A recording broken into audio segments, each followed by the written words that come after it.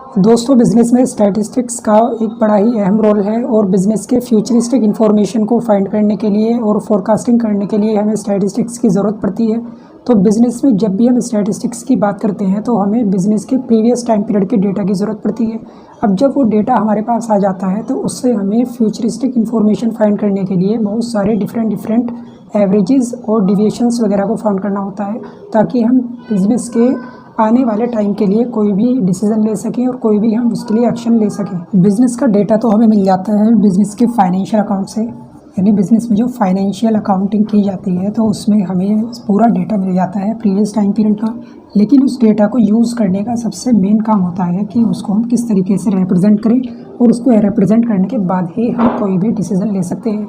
तो यहाँ पे जो डाटा हमें मिल जाता है बिज़नेस स्टैटिस्टिक्स के लिए, उस डेटा को हमें सबसे पहले रिप्रेजेंट करना होता है। डेटा रिप्रेजेंटेशन में हमें देखना होता है कि हम इसको कैसे एडिटिंग करेंगे, फिर क्लासिफिकेशन, टेबुलेशन, और इसके बाद ही हम रिपोर्ट वगैरह पे काम कर सकते हैं। इसके बाद ही हम इसमें रिसर्च का काम कर सकते हैं कि डेटा से हमें किस तरह की इन्फॉर्मेशन कलेक्ट करनी है। बिज़नेस का जो डेटा होता है उसको सबसे पहले एडिटिंग करना है। अब एडिटिंग की बात यहाँ पे ये आ जाती है कि बिज़नेस में जो डाटा है उसमें डिफरेंट इन्फॉर्मेशन हमारे पास होती है, जैसे कि ये सेल्स, परचेज, प्रॉफिट, एक्सपेंस, इनमें से हम किसी भी चीज़ की, किसी भी पार्ट की कोई भी इन्फॉर्मेशन कलेक्ट कर सकते हैं। यानी कि कंप्लीट डाटा जो हमारे पास है, फाइनेंशियल अकाउंट्स जो हमने तैयार किए हैं उनके बेस पे हमें ये पूरी इन्फॉर्मेशन मिल सकती है, और हमें जिस भी पार्ट की ज़रूरत हो उसको यूज़ करके हम अपनी रिपोर्ट को तैयार कर सकते हैं और फ्यूचर के लिए एस्टिमेशन लगा सकते हैं, अपने डिसीजन तैयार कर सकते हैं। डेटा की एडिटिंग हो जाने के बाद अब हमें यहाँ पे जब ये अलग अलग कैटेगरी के सारी इन्फॉर्मेशन मिल गई है तो हम फिर उसके बाद उसको रिप्रेजेंट करते हैं। रिप्रेजेंटेशन इसमें सबसे ज़्यादा इम्पोर्टेंट है, क्योंकि जब तक हम डेटा को रिप्रेजेंट नहीं करेंगे तब तक हम किसी भी रिक्वायर्ड इन्फॉर्मेशन के लिए काम नहीं कर सकते हैं। अब हम देख लेते हैं कि स्टैटिस्टिकल सीरीज़ जो है डेटा को रिप्रेजेंट करने के लिए कौन कौन सी है। Statistical series for data representation. Data representation के लिए जनरली हम 3 तरह की सीरीज़ का यूज़ करते हैं। नंबर 1 इसमें आती है इंडिविजुअल सीरीज़, सेकंड नंबर पे आती है डिस्क्रीट, और थर्ड में आती है कंटिन्यूअस सीरीज़। ये 3 तरह से हम अपने डेटा को रिप्रेजेंट कर सकते हैं, ताकि उस पर किसी भी स्टैटिस्टिकल मेथड को यूज़ करके हम कोई भी फ्यूचरिस्टिक इन्फॉर्मेशन को फाइंड कर सकें। तो यहाँ पे सबसे पहले है इसमें इंडिविजुअल सीरीज़। इंडिविजुअल सीरीज़ का मतलब ये है कि जो भी इन्फॉर्मेशन हम रिप्रेजेंट करेंगे वो इन्फॉर्मेशन किसी एक ही इंडिविजुअल पर्सन के बारे में है। जैसा कि हम एक एग्जांपल ले सकते हैं कि अगर हमारे पास 10 स्टूडेंट्स हों और उनके किसी टेस्ट में मार्क्स आए हों, मार्क्स ऑब्टेन्ड, मैक्सिमम मार्क्स वो हैं 10, यानी 10 मार्क्स का कोई टेस्ट हुआ, 10 स्टूडेंट्स हमारे पास हैं और उन 10 स्टूडेंट्स ने क्या क्या मार्क्स ऑब्टेन किए हैं वो हम यहाँ पे देख सकते हैं। तो यहाँ पे इन्फॉर्मेशन ऐसे आएगी 1 2 3 4 5 6 7 8 9 10 स्टूडेंट्स ये आ गए हैं, और मार्क्स जो उनके ऑब्टेन हैं वो इसके सामने आ जाएंगे। मान लीजिए कि फर्स्ट वाले स्टूडेंट ने जो है मार्क्स ऑब्टेन किए हैं 6, सेकेंड वाले ने 4, फिर 3 9 8 9 2 0 9 8, इस तरीके से इन्होंने मार्क्स को ऑब्टेन किए हैं। तो यहाँ पे जो है सीरीज़ है इसको हम इंडिविजुअल सीरीज़ कहेंगे, क्योंकि जो डेटा हमने यहाँ पे रिप्रेजेंट किया है वो इंडिविजुअली ही पर्टिकुलर स्टूडेंट के बारे में है। तो ऐसे जब भी कोई इन्फॉर्मेशन हमें मिलती है उसको हम कहते हैं कि इन्फॉर्मेशन इंडिविजुअल इन्फॉर्मेशन है। इसके बाद इसमें आता है डिस्क्रीट सीरीज़।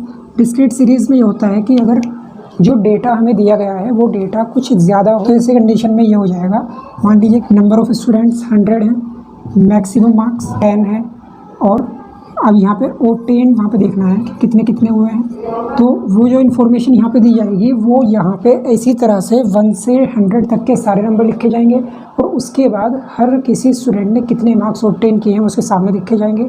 तो ऐसे करके हम जब इन्फॉर्मेशन लिखेंगे तो वो इन्फॉर्मेशन हो जाएगी एज इंडिविजुअल, लेकिन उसमें लिखने में टाइम ज़्यादा लगेगा।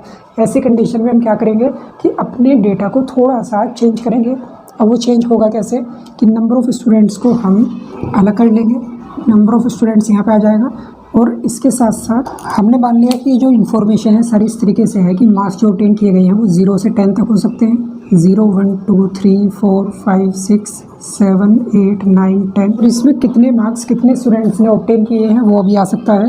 तो मान लीजिए 0 जो ऑब्टेन करने वाले स्टूडेंट हैं वो 100 में से 5 हैं, 1 मार्क्स लाने वाले 3 हैं, 2 मार्क्स लाने वाले 7 हैं, 3 मार्क्स लाने वाले 10 हैं, 4 मार्क्स लाने वाले 5 हैं, 5 मार्क्स लाने वाले 7 हैं, 6 मार्क्स लाने वाले 8 हैं, 7 मार्क्स लाने 10 मार्क्स लाने वाले 20 हैं। तो इस तरीके से ये 100 स्टूडेंट्स की इन्फॉर्मेशन हमने बड़े ही कम टाइम में और कम एरिया में हमने इसको रख दिया है।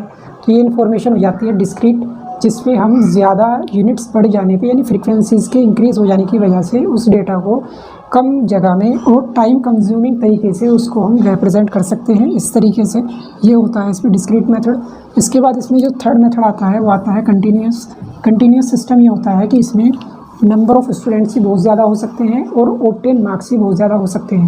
यानी ये तो मैंने एक एग्जांपल दिया है। ये भी हो सकता है कि यहाँ पे किसी कंपनी में काम करने वाली लेबर की बात चल रही हो, एम्प्लॉइज़ की बात चल रही हो, तो उनकी अमाउंट ऑफ सैलरी भी बहुत ज़्यादा होगी और उनकी यूनिट्स भी बहुत ज़्यादा होगी। यानी कि वो जो एम्प्लॉइज़ हैं या लेबर है वो बहुत ज़्यादा भी हो सकते हैं। तो इस तरह से जब बहुत ज़्यादा डेटा हमारे पास आ जाएगा कि हमने मान लिया कि वो जो नंबर ऑफ़ स्टूडेंट्स हैं वो 1000 है, मैक्सिमम मार्क्स 100। तो अब हम यहाँ पे इस डेटा को थोड़ा सा अलग तरीके से रिप्रेजेंट कर सकते हैं। दो अलग अलग कैटेगरी ऐसे बना लेंगे जैसे मैं पहले बनाई है। यहाँ पे मार्क्स स्टूडेंट्स, तो मार्क्स हो सकते हैं मान लीजिए 10, 20, 30, 40 मार्क्स ऐसे हो सकते हैं। और स्टूडेंट्स इसमें हो सकते हैं कि मान लीजिए 10 तक मार्क्स लाने वाले स्टूडेंट हैं वो 50 हैं। स्टूडेंट्स के लिए मार्क्स ये हैं और हमने स्टूडेंट्स के लिए जो फ्रीक्वेंसी है वो हमने मान लिया है, यानी कि कितने स्टूडेंट्स ऐसे हैं जिन्होंने मार्क्स ऑब्टेन किए हैं। लेकिन अभी तक मैंने इस डेटा को कंप्लीट नहीं लिखा है क्योंकि अभी मुझे एक बात यहाँ पे बतानी है, वो ये है कि जो यहाँ पे मैंने डिस्क्रीट सीरीज़ का एग्जांपल दिया था, यहाँ पे कोई ज़्यादा डिफरेंस नहीं है अभी फ़िलहाल। लेकिन इसमें एक डिफरेंस ये है कि ये जो डेटा है ये कंटिन्यूस है। यानी ये डेटा जो है जितनी ज़्यादा इसमें यूनिट्स बढ़ती जाएंगी उतनी ज़्यादा इसमें वैल्यूज़ को इंक्रीज़ करते चले जाएंगे। तो हम यहाँ पे इसको थोड़ा सा अलग तरीके से लिखेंगे। लिखने का तरीका ये होगा कि हम इसको लिखेंगे 0 to 10, 10 to 20, 20 to 30, 30 to 40, 40 to 50, 50 to 60, 60 to 70, 70 to 80, 80 to 90, 90 to 100। तो इस तरीके से जब डेटा को लिखते हैं तो वो हो जाता है अलग तरीका जिसको हम कहते हैं कंटिन्यूस सीरीज़। यहाँ पे क्वेश्चन ये बनता है कि मैंने डेटा को इस तरीके से क्यों लिखा है, कि जो इन्फॉर्मेशन इसने मार्क्स के रिलेटेड हमें दी है उसको मैंने इस तरीके से क्यों लिखा है 0 to 10, 10 to 20, ये ऐसा क्यों किया है। तो यहाँ पे क्वेश्चन जो एक बेसिक क्वेश्चन है वो ये बन सकता है और ये जनरली किसी के माइंड में आ भी रहा होगा कि अगर किसी के मार्क्स एग्जैक्ट 10, 20, 30, 40 इस तरह से नहीं आते हैं, किसी स्टूडेंट के मार्क्स 5 आ गए हैं, किसी के मार्क्स 27 आ गए हैं, किसी के मार्क्स 32 आ गए हैं, किसी के 65 आ गए हैं, तो उसको हम कैसे लिखेंगे। तो जब ज़्यादा मार्क्स की वैल्यू हमारे पास होती है तो उस कंडीशन में हम इसी तरह से कंटिन्यूस के बेस पे ही काम करते हैं। तो यहाँ पे ये आ जाएगा कि जिनके मार्क्स 0 से 10 तक आए होंगे, 0, 1, 2, 3, 4, 5, 6, 7, 8, 9, 10, तो उन सबको हम वहाँ पे लिख रहे हैं ऊपर कि वो जो स्टूडेंट्स हैं वो 50 हैं। लेकिन जिनके 10 से 20 तक आए हैं वो कितने हैं, तो वो मैंने लिखे हैं 80। लेकिन यहाँ पे एक और गड़बड़ ये आ गई है कि 10 यहाँ पर दो जगह है, 10 के बारे में इंफॉर्मेशन यहाँ भी है और 10 के बारे में इंफॉर्मेशन यहाँ भी है। तो ये जो दोनों वैल्यू है 10 और 10 ये दोनों सेम है। अब ये सेम क्यों है और 10 को हम कहाँ पर काउंट करेंगे, ये सबसे बड़ा यहाँ पे सवाल आता है। क्योंकि सभी जगह पे इसी तरह से वैल्यू सेम आ रही है, 20 इस तरह से, 30, 40, 50 सब जगह में सेम मिलेगी। तो ऐसी कंडीशन में हमें यहाँ पर दो तरीके से काम करना होता है। यानी ये जो वैल्यूज़ यहाँ पर दी गई हैं, पहले हम इसी को समझ लेते हैं कि ये जो एक पूरी वैल्यू यहाँ पर है ये है क्या। इसे समझने के लिए हम किसी भी एक वैल्यू को ले लेते हैं। मान लीजिए हम ले लेते हैं 0 to 10, तो इस पूरी वैल्यू को हम बोलते हैं क्लास इंटरवल। ये क्लास इंटरवल होता है और इसमें हमें दो पार्ट मिलते हैं। एक होता है इसमें जैसे 0 और एक इसमें है 10। ये दोनों ही चीज़ें अलग अलग हैं, जिसमें हम कह सकते हैं 0 को लोअर लिमिट और 10 को कह सकते हैं अपर लिमिट। तो ये दो चीज़ें हैं जिससे बन के हमारा ये एक क्लास इंटरवल तैयार हुआ है, लोअर लिमिट और अपर लिमिट। इसके अलावा इसमें एक चीज़ और भी है कि हम जब भी इस तरह के डेटा को देखेंगे जो कंटिन्यूस सीरीज़ में दिया गया होगा, तो वहाँ पे हम इस डेटा को ऐसे ही यूज़ नहीं कर पाएंगे। इस तरह से जब भी हमें कोई डेटा मिलेगा तो उससे हम डायरेक्टली यूज़ करके कोई भी वैल्यू फाइंड नहीं कर सकते हैं जब तक हम उसके लिए एक मिडिल वैल्यू को ना तैयार कर लें। तो मिडिल वैल्यू तैयार करने के लिए हमारे पास एक फॉर्मूला बन जाता है मिड वैल्यू के लिए। Mid value is equal to lower limit plus upper limit divided by 2। इस तरह से हम किसी भी क्लास इंटरवल की हम मिड वैल्यू फाइंड कर सकते हैं और उसके बाद हम कोई भी, चाहे सेंट्रल टेंडेंसी की वैल्यू हमें फाइंड करनी हो, चाहे डिस्पर्जन के लिए काम करना हो, चाहे कोरिलेशन के लिए काम करना हो, सबके लिए हम इसी तरीके से मिड वैल्यू के बाद ही कोई भी काम कर पाते हैं। अब हम यहाँ पे समझते हैं कि हमने जो एक अपर वैल्यू और लोअर वैल्यू देखी थी, इसमें कुछ सिमिलरिटीज़ थी। जैसे यहाँ पे मैंने बताया था 10 है, 20 है, 30, 40 अगर सेम है तो हम इस पर कैसे काम करेंगे। जैसे कि यहाँ पर 10 जो है फर्स्ट वाले क्लास इंटरवल के लिए 10 एक अपर वैल्यू है और नेक्स्ट वाले क्लास इंटरवल के लिए 10 लोअर वैल्यू है। तो हम 10 एग्जैक्ट अगर किसी भी स्टूडेंट के मार्क्स आ जाते हैं तो उस 10 को हम कहाँ पर एडजस्ट करेंगे, यानी वो जो स्टूडेंट जिसके पर्टिकुलरली 10 मार्क्स होंगे वो 80 में से काउंट होगा या 80 में से काउंट होगा, ये हमें पता करना है। तो इसके लिए हमारे पास दो तरीके होते हैं, यानी दो अलग अलग तरीके से हम उस इंफॉर्मेशन को कैलकुलेट कर सकते हैं, दो अलग अलग तरीके से उसकी वैल्यू को हम फाइंड कर सकते हैं। कंटिन्यूस सीरीज़ का डाटा दो तरीके से क्लासिफाइड कर सकते हैं।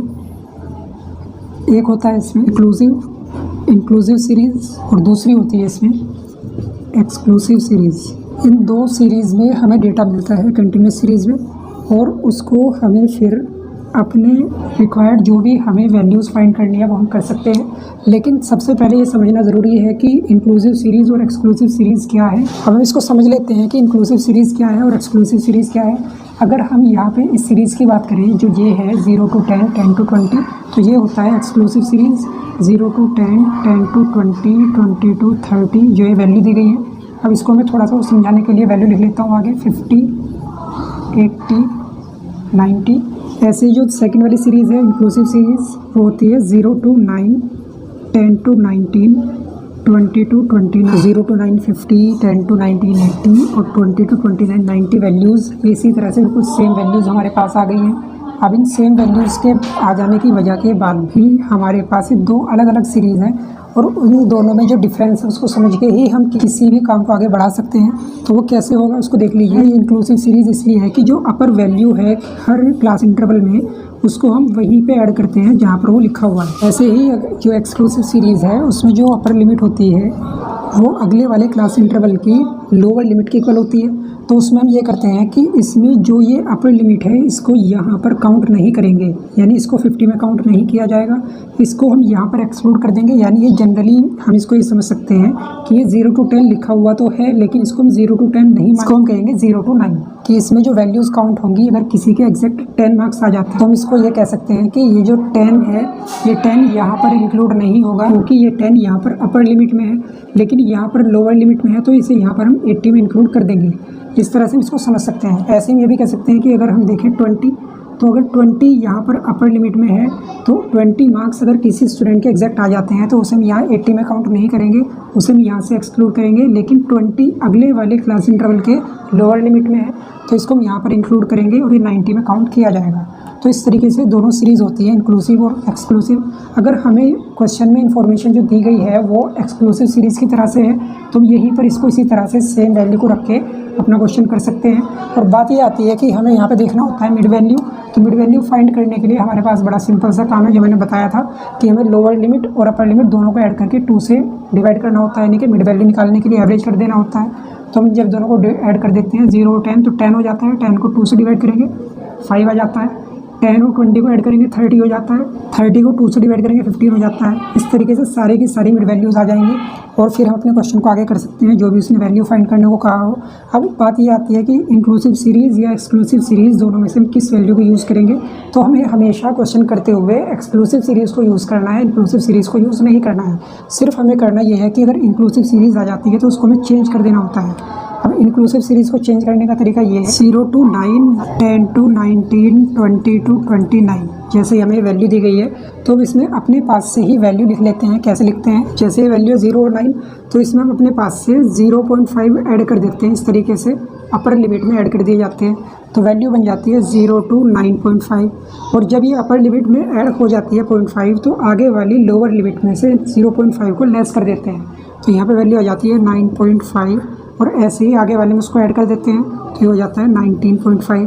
फिर आगे वाली लोअर लिमिट में से इसको लेस कर देते हैं तो 19.5 हो जाता है और बाद वाली जो उसकी अपर लिमिट है उसमें ऐड कर देते हैं 29.5 हो जाता है। तो इस तरीके से थोड़ी चेंज होकर हमारे पास जब आती है तो वो बन जाता है 0 to 9.5, 9.5 to 19.5, 19.5 to 29.5। तो इस तरीके से अब हम देख सकते हैं कि जो भी अपर लिमिट है वो अगली वाली लोअर लिमिट के इक्वल हो गई है। तो इस तरीके से जब हम इसको कर लेते हैं तब हम इस क्वेश्चन को पहले की तरह कर सकते हैं, जैसे ये, यानी ये जो इंक्लूसिव सीरीज़ है वो एक्सक्लूसिव सीरीज़ में चेंज होने के बाद ही हम किसी क्वेश्चन को कर सकते हैं। और उसको एक्सक्लूसिव सीरीज़ में चेंज करने के लिए हमें इंक्लूसिव सीरीज़ में अपने पास से स्टार्टिंग वाली जो वैल्यू है जिसको हम कहते हैं अपर वैल्यू, उसमें अपने पास से ही 0.5 ऐड कर देना होता है। इस तरीके से कंटिन्यूस सीरीज़ में दो तरह की सीरीज़ हमारे पास हो सकती हैं, इंक्लूसिव और एक्सक्लूसिव। उसी के बेस पे हम अपनी उस डेटा को पूरी तरह से रेडी कर लेते हैं। आज की क्लास में हमने सीखा है कि स्टैटिस्टिक्स में डिफरेंट सीरीज़ कितनी तरह की हो सकती हैं और कैसे हम उसके डेटा को रिप्रेजेंट करते हैं। आने वाली क्लास में हम सीखेंगे कि कौन कौन सी चीज़ें हम जो फाइंड करते हैं बिजनेस स्टैटिस्टिक्स में, कौन कौन से ऐसी वैल्यूज़ हैं जिसके बेस पे हम आने वाले टाइम के लिए एस्टिमेशन कर सकते हैं।